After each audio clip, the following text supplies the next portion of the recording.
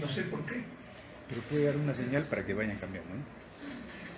No avanza, ¿no? Debe ser porque no estoy al lado de la computadora, no importa. De acuerdo. Entonces, paso formalmente ya a la exposición. Voy a hablar sobre los medios probatorios. Cuando el doctor Corrales, director o presidente de la Comisión de Capacitación del Poder Judicial de la Corte Superior de Justicia de Huancayo, me invitó a estar con ustedes, me preguntó si podía yo repetir la ponencia que presenté en el tercer Congreso Internacional de Derecho Procesal del Trabajo, que se realizó en Cajamarca a fines del mes de abril de este año. Y por supuesto, a mí me gusta mucho estar en los eventos académicos. Creo que es parte de la pasión de la docencia poder compartir con los amigos estos temas, así que me encanta la idea. Ciertamente el tema está anunciado como los medios probatorios en el proceso laboral, pero de lo que yo voy a hablar en rigor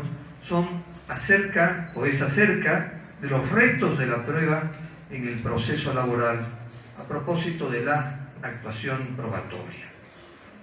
Un tema que además el profesor Corrales maneja yo diría, Ricardo, con erudición, porque él viene trabajando, me contaba ayer ya hace largo tiempo, el tema del juicio probatorio en los procesos laborales, ¿no? Tiene también algún trabajo publicado sobre esto recientemente en la revista Soluciones Laborales, que edita Gaceta Jurídica, en fin. Entonces, qué mejor que ustedes que están aquí puedan seguir también las enseñanzas del profesor Corrales. Muy bien, entonces, una nueva ley procesal del trabajo, de la cual ayer hablé más o menos tangencialmente, porque hablé sobre los principios y también mencioné los criterios orientadores, las peculiaridades, características, especificidades de los procesos laborales.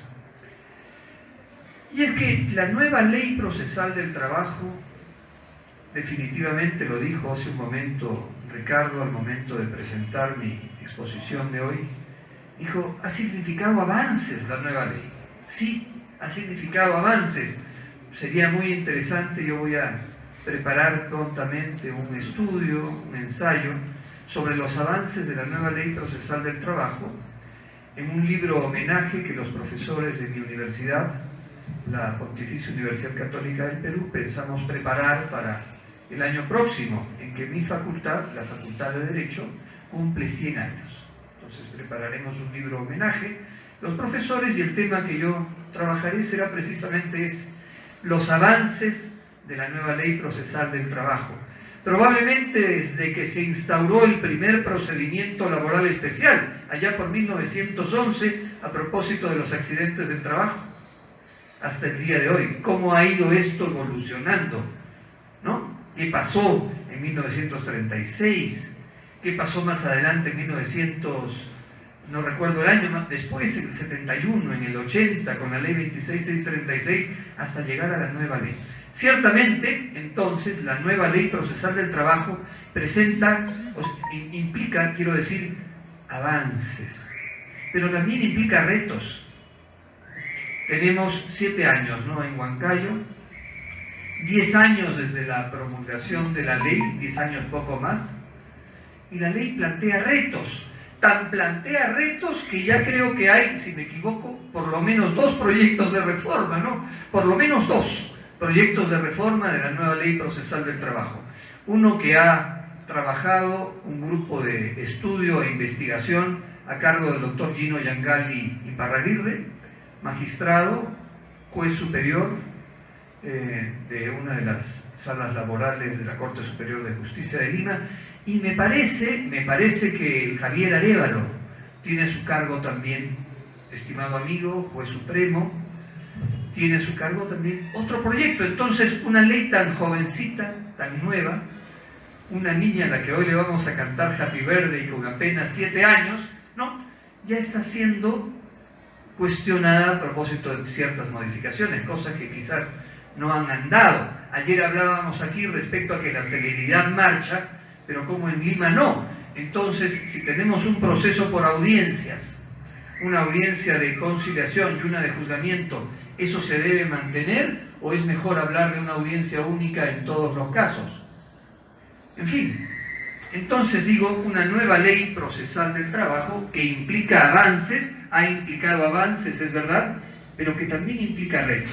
Entonces, con ustedes conversaré acerca de los retos de la prueba en el proceso laboral, concretamente a propósito de la actuación probatoria. Y el diccionario de la Real Academia Española, al que suelo recurrir con frecuencia, como comentaba yo con ustedes ayer, lo primero que me pregunto cuando me invitaron a ser ponente en Cajamarca es qué cosas son los retos, ¿no? ¿Qué se puede entender por reto? Y la Academia Española nos dice, es una provocación o incitación al duelo o desafío. Ahí le falta el prefijo in. Es una provocación o incitación al duelo o desafío. Un objetivo o empeño difícil de llevar a cabo y que constituye por ello un estímulo y un desafío para quien lo afronta. La nueva ley procesal del trabajo entonces nos reta a procurar hacer algo que puede ser difícil de llevar a cabo. Y constantemente los abogados litigantes, los jueces y nuestros amigos magistrados están procurando permanentemente hacer frente a estos desafíos. Cuando un abogado hace una alegación a propósito de un medio probatorio, en el caso que estoy exponiendo, quizás habrá que crear, habrá que improvisar en esa situación concreta, en ese momento específico, en una audiencia en particular.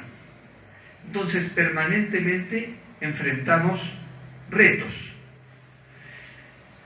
Algunos de los retos que la nueva ley procesal del trabajo propone, y adelanto la idea respecto a que los retos que ustedes ven ahí fueron todos temas tratados en el Congreso Internacional de abril de este año.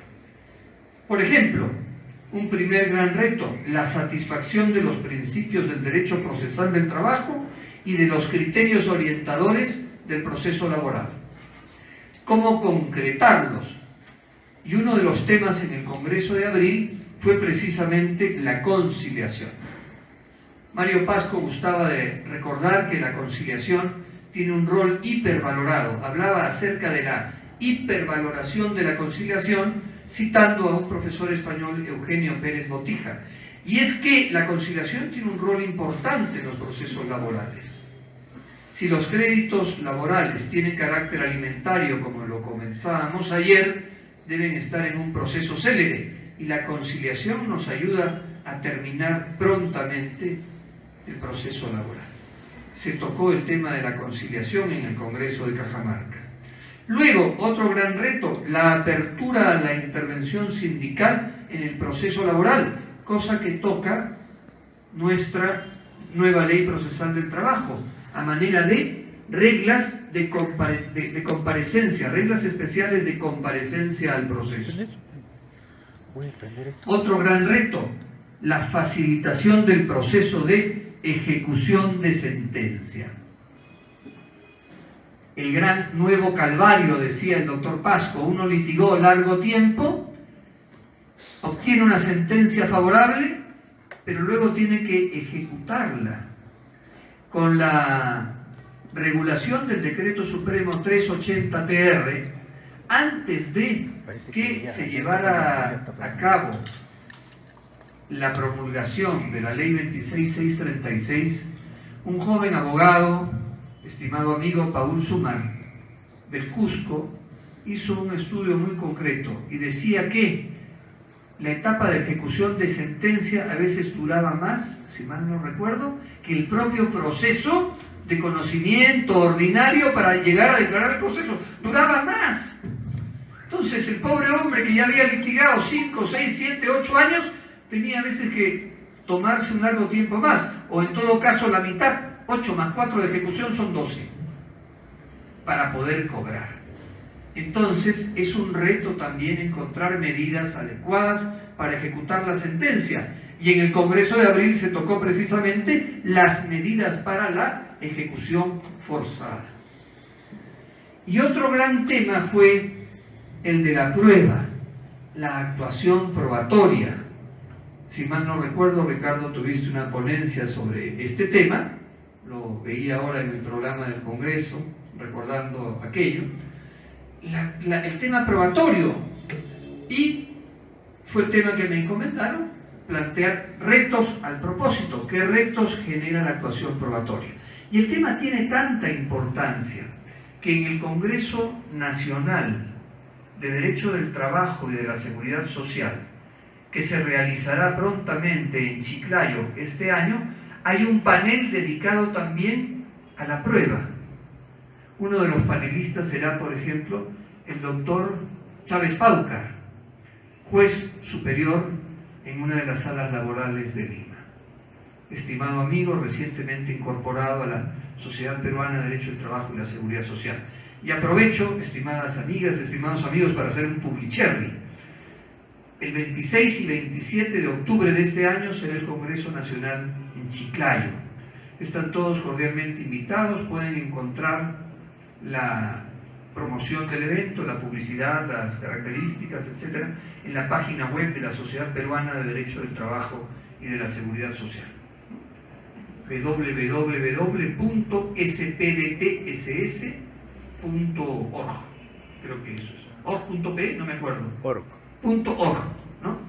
Entonces, los invito, yo sé que es un gasto, ¿no? Porque hay que tomar el pasaje a Lima, sea por avión o por tierra, y de ahí por avión o por tierra hasta Chiclayo, más el alojamiento, pero creo que vale la pena. Sería interesante que quizás aquí nuestro querido amigo Ricardo presida una delegación especial de amigos de Huancayo para estar presentes en el Congreso. Creo que vale la pena.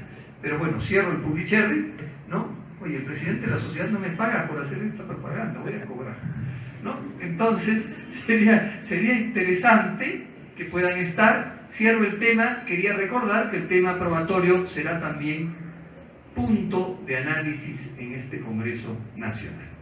Y yo en esta ocasión me permití plantear 7 retos a propósito del tema probatorio, que son los que yo voy a procurar comentar con ustedes. Y ayer, cuando yo comencé la exposición, jurista uruguayo, a propósito del respeto a las instituciones, pasamos por un momento difícil. Hoy día ha renunciado el presidente del Poder Judicial, el doctor Duberlí Rodríguez, se ha designado un presidente encargado, el doctor Tábara, ¿no? En fin, pero decía yo ayer, también pensemos en los aspectos positivos, ¿no? Entonces, el ánimo de la ponencia que yo presenté y que ahora comparto con ustedes apunta precisamente a procurar el respeto a nuestras instituciones. Hay retos, seguramente plantearé algunas críticas, pero siempre con el ánimo de la crítica constructiva, el espíritu de mejora, no el espíritu de rechazo a nuestras instituciones y a nuestros amigos magistrados y jueces. Un respeto a nuestras instituciones que involucra también el respeto al órgano jurisdiccional, por cierto, y en espíritu de mejora y no de crítica. Entonces, la exposición la realizo sobre la base de un plan de exposición. Hay un marco deontológico, un marco referido al comportamiento. Me referiré a los procesos, ordinario, abreviado laboral, a los medios probatorios en particular, declaraciones e interrogatorios, pericias, documentos que implican reconocimiento y exhibición, algunos otros aspectos y una reflexión final. Algunas generalidades. Mi buen amigo, el profesor Paul Paredes, que seguramente ustedes conocen, refería en algún momento que el problema principal de la justicia laboral en el Perú no está en la ley ni en los jueces, sino en la manera de hacer justicia. Y esto implica, entre otros aspectos, el tema fáctico, es decir, el asunto probatorio. Repito, uno de los grandes problemas de la administración de justicia en el Perú es precisamente el cómo se prueba. Esta preocupación lleva a determinar la cuestión alusiva al procedimiento probatorio. Entonces, una primera puerta de entrada al tema es reconocer que el problema principal de la justicia laboral en nuestro país es la manera de hacer justicia. Esto nos lleva al tema fáctico, el asunto probatorio. Y uno de los principales problemas es precisamente el cómo se prueba, la cuestión alusiva al procedimiento probatorio. Y este procedimiento probatorio tiene varias fases que voy a referir enseguida. Una de ellas es la valoración, que precisamente el profesor Corrales acentúa, ¿no? ¿Cómo valoramos la prueba? Además, él es magistrado, le presenta medios probatorios, la doctora Leticia tiene que valorar los medios probatorios, que es precisamente la parte final, la fase final. Entonces, este procedimiento probatorio tiene las fases siguientes. Y sigo en esto también al profesor Paul Paredes. Él destacaba, y fíjense ustedes que litigan, los que litigan o los estudiantes de Derecho, lo hacen esto ya de manera inconsciente. Ofrecen pruebas. La primera fase entonces es el ofrecimiento de medios probatorios. La segunda fase, la admisión y la procedencia de los medios. Podría ser que un juez diga esto no va. Esto es una prueba impertinente. No la admite. No hay procedencia para que esa prueba sea actuada, ¿no? Entonces, una segunda fase, la admisión y la procedencia. Eso está muy claro en las reglas de la nueva Ley Procesal del Trabajo. En tercer lugar, la actuación probatoria, que en los procesos laborales ordinarios se realiza en la etapa del juzgamiento. En los procesos abreviados laborales se realiza en la audiencia única. Y finalmente la valoración.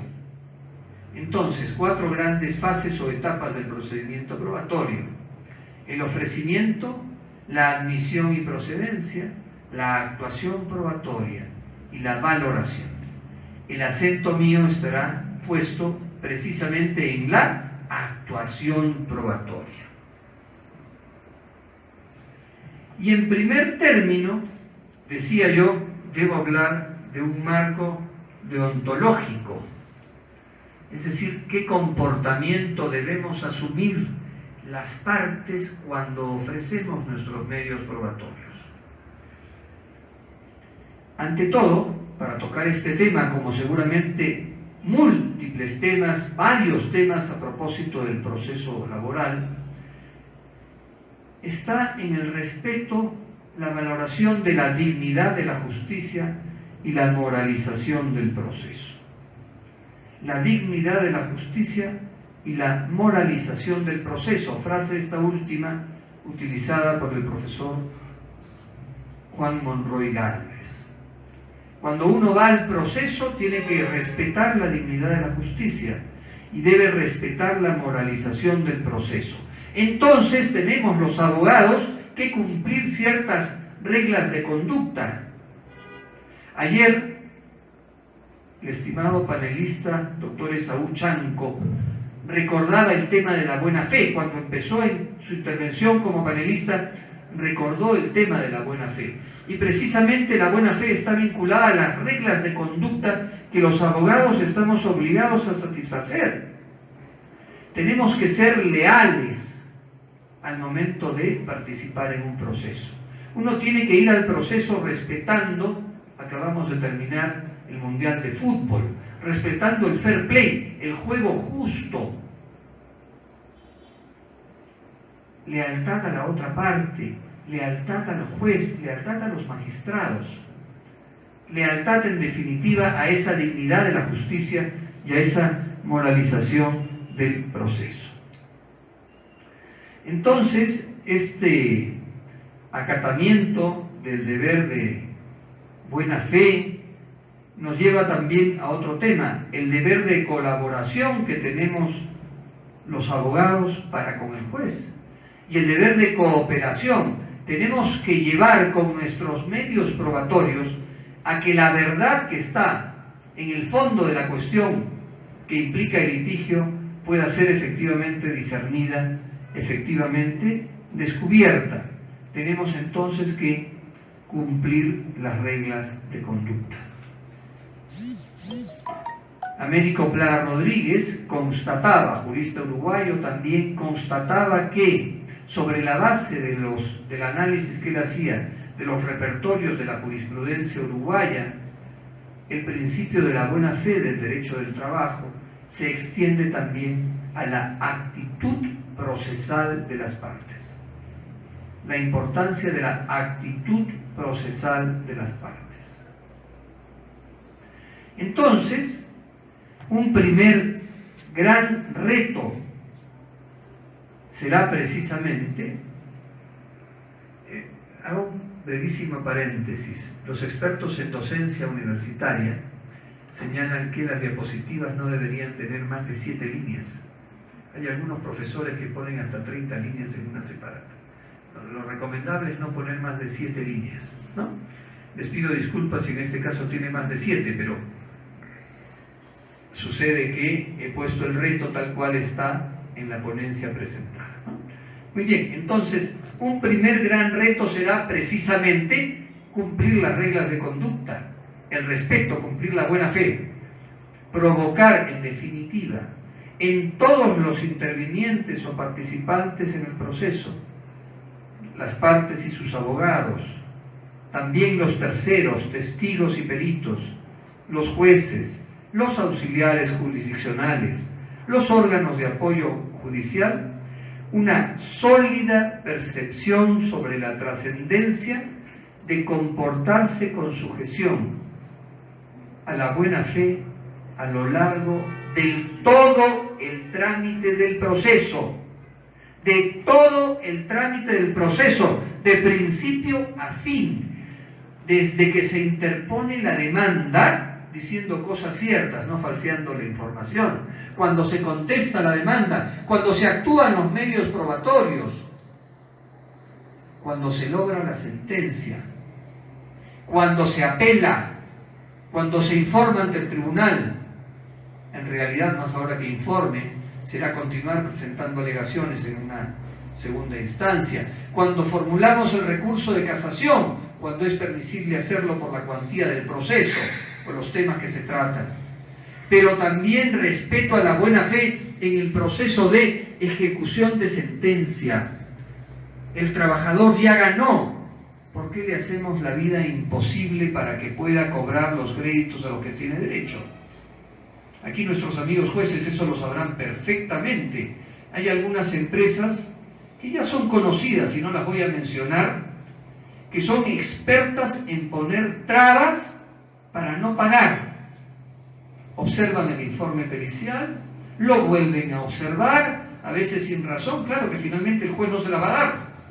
Pero en fin, hay cuanto mecanismo torcido y retorcido para no respetar la buena fe en el proceso de ejecución de sentencia. Por eso es que enfatizo como el primer gran reto el cumplimiento de la buena fe a lo largo de todo el trámite del proceso. Nos quejamos de la corrupción. Ha habido ahora una marcha aquí. Por la tarde pasamos con Charles por la puerta de la corte, ¿no? Nos llamó la atención ver que había tanto policía afuera. Y resulta claro que había una marcha aquí. Claro, está bien que haya marchas, pues. Porque de qué otra manera la ciudadanía va a hacer sentir su insatisfacción, ¿no? Pero la corrupción no es solamente saltar cuando descubrimos cosas. La corrupción se da también en el proceso cuando yo falseo información al juez, cuando presento medios probatorios impertinentes, cuando le hago la vida imposible al ganador para que no pueda cobrar los créditos laborales a los cuales tiene derecho. Ahí hay corrupción. Y en esa corrupción no nos quejamos, ¿no? Entonces, los invito cordialmente. Un profesor es mejor profesor cuando despierta un sentimiento en sus alumnos, en este caso los participantes, de procurar un pequeño cambio, por lo menos en las cosas que ustedes hacen. Yo no tengo el gusto de conocer a todos, conozco a mi buen amigo Carlos Ríos, que está sentado en primera fila y a veces toma apuntes, ¿no?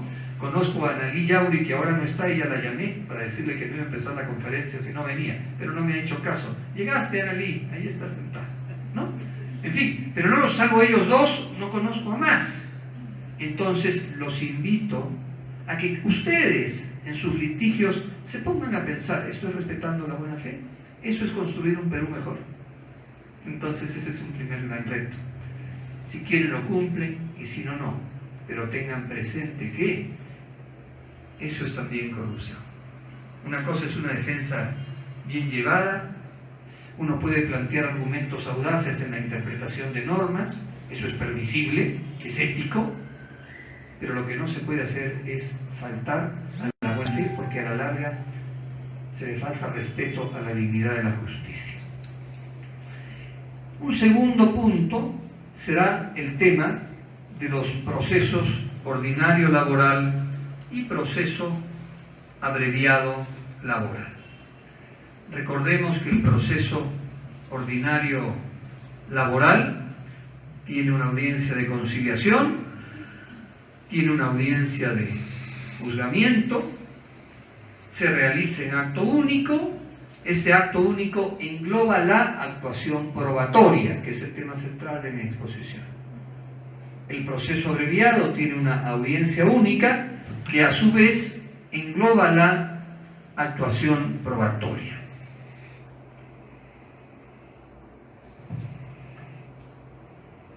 Y aquí lo que vemos al hablar de acto único es una manifestación clara, precisa, concreta de, decía, la aplicación de esta característica llamada concentración. Ayer decía, procurar que todos los actos procesales se realicen en una única oportunidad. Y cuando esto no es posible, si se van a realizar en dos momentos distintos, que el tiempo que medie entre el acto 1 y el acto 2 sea el menor posible. Entonces, a esto apunta nuestra nueva ley procesal del trabajo. Acto único y audiencia única. Sin embargo, nuestra ley ha previsto, nuestro amigo Charles es más efectivo que este aparatito, ¿eh? Muy bien. Entonces, decía, nuestra ley ha previsto excepciones. Cuando hablamos a propósito de acto único, audiencia única, hay situaciones excepcionales a propósito de la no conclusión de la actuación y de la proposición de cuestiones. La probatoria no concluye en el día previsto, la audiencia de juzgamiento única, según corresponda, deberá continuar dentro de los 5 días hábiles siguientes. Eso dice la norma. Por otro lado, si el demandante propone cuestiones probatorias, en concreto tachas u oposiciones, en la audiencia única de un proceso abreviado laboral, el juez puede ordenar que la audiencia continúe dentro de los 30 días hábiles siguientes en caso de precisarse de un informe pericial, por ejemplo, resultante de una pericia caligráfica. Comentario al margen, no se dice grafotécnica, se dice caligráfica. La pericia grafotécnica es una prueba, voy a exagerar, pero un tanto esotérica, ¿no? Para ver los rasgos de las letras del individuo con relación a su psicología. Hay quien dice que a partir de la letra uno puede determinar aspectos, rasgos de la personalidad del individuo. Lo que uno quiere ver es la prueba caligráfica, ver si la firma del gerente que expidió el certificado de trabajo es efectivamente del gerente. ver si la firma del trabajador colocada en la renuncia es efectivamente del trabajador, ver si la firma de las partes, empleador y trabajador, es la misma que está colocada en un acuerdo de mutuo disenso para concluir la relación laboral. Eso se llama pericia caligráfica, no se llama pericia grafotécnica. Lo descubrí al hacer la ponencia. Créanme, ¿no? Yo toda la vida a mis alumnos les había dicho pericia grafotécnica, ¿no?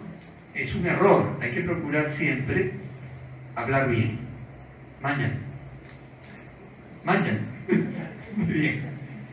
Como dicen, ¿no? Doctor Sacco, ¿acepta usted incorporarse a la Real Academia Española de la Lengua? Sí, acepto. Acepto, ¿no? Deme una Pepsi, ¿no? Deme una Pepsi, no deme una Pepsi. Hay que hablar bien. Muy bien, entonces, la proposición de las cuestiones probatorias se permite que haya dentro de los 30 días una pericia, por ejemplo, una pericia caligráfica, con relación a las pruebas actuadas. En la práctica judicial puede suceder, y de hecho sucede, que la actuación probatoria no concluya en el día programado para la audiencia y que ésta continúe después de los 5 días hábiles siguientes y en Lima por lo menos bastante tiempo después. No sé cómo será aquí en Huancayo, pero en Lima es bastante días después. Entonces, me formulo la siguiente pregunta que comparto con ustedes. ¿Acaso las situaciones de excepción se han convertido en regla? En el Perú, las situaciones de excepción se convierten en regla, ¿no? Vivimos en el país de las prórrogas. Recuerden que cuando salió la Ley General de Sociedades, la que ahora nos regula en materia societaria, se dijo el plazo de 1 año que vence el 31 de diciembre del año siguiente para la adecuación de los estatutos de las sociedades a esto. Al año siguiente se prolonga por 1 año más. Al año subsiguiente se prolonga por 1 año más. Creo que fueron 5 años de prórrogas, ¿no? Muy bien, entonces son situaciones de excepción, pero la excepción no constituye regla. Créase la sala transitoria de derecho no sé cuántos de la Corte Suprema de Justicia de la República. En el Perú sabemos que lo transitorio tiene vocación de permanencia.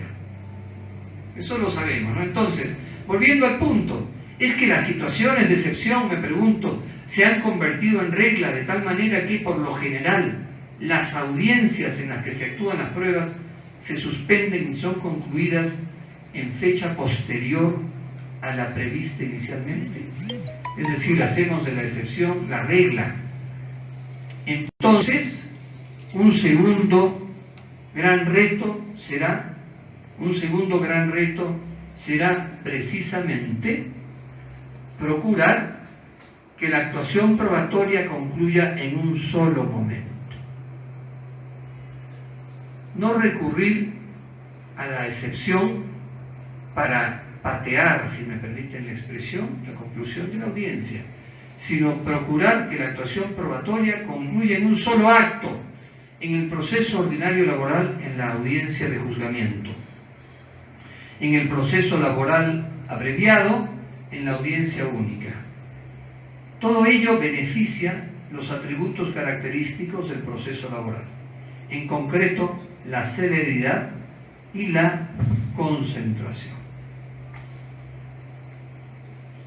Otro punto de interés, estimado Charles, otro punto de interés está vinculado con la oportunidad del ofrecimiento de las pruebas. La oportunidad del ofrecimiento de las pruebas, prevista para el ofrecimiento en la Ley Procesal del Trabajo Nueva, artículo 21. Dice la norma: los medios probatorios deben ser ofrecidos por las partes únicamente en la demanda y en la contestación. Únicamente. Y esto implica el respeto al llamado principio de eventualidad o de lealtad procesal, vinculado a su vez a la buena fe. Eventualidad. ¿Eventualidad por qué? Es un solo evento para el ofrecimiento de las pruebas. En el momento de la demanda misma o en el momento de la contestación a la demanda. Sin embargo, parece que es una cierta práctica común, no quiero decir que es al 100% común, quizás en algunos abogados que creen que pueden presentar pruebas en cualquier medios probatorios en cualquier momento. Pretenden ofrecerlos extemporáneamente. Es verdad que el Código Procesal Civil, aplicable supletoriamente en este punto, ayer hablábamos también un poquito a propósito de la supletoriedad y la complementariedad, permite la presentación de pruebas extemporáneas cuando se han conseguido posteriormente o se refieren a hechos nuevos.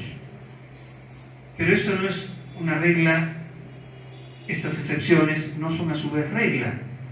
Y aparecen por ahí medios probatorios ofrecidos extemporáneamente. Y como nada impide legalmente una actuación cuando se trate de hechos nuevos o conocidos u obtenidos después de la demanda, podría suceder que las partes asistan a la audiencia de juzgamiento o a la audiencia única premunidas de estos medios extemporáneos, invocando cualesquiera de los supuestos justificativos de su ofrecimiento tardío. Y creo que esto no debiera prosperar. A veces nuestros buenos amigos jueces, como buenos seres humanos, tienen también un buen corazón. Entonces, a conciencia de que es un medio extemporáneo, lo aceptan en el proceso como medio de oficio, ¿no?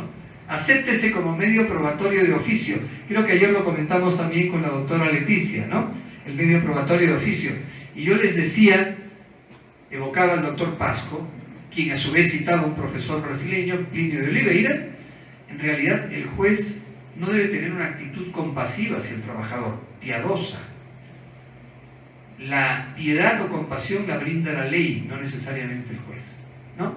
Entonces, un medio presentado extemporáneamente fue presentado extemporáneamente y simplemente no va o no debe ir.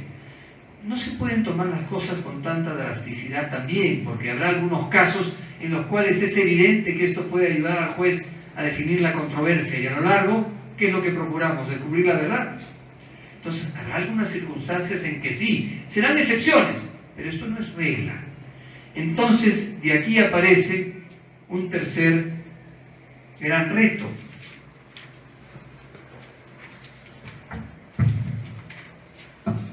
Fomentar el ofrecimiento y presentación oportunos de los medios probatorios e impulsar la proscripción de la actuación de medios probatorios extemporáneos, supuesta pero falsamente concernientes a hechos nuevos o conocidos u obtenidos después de la demanda y de la contestación.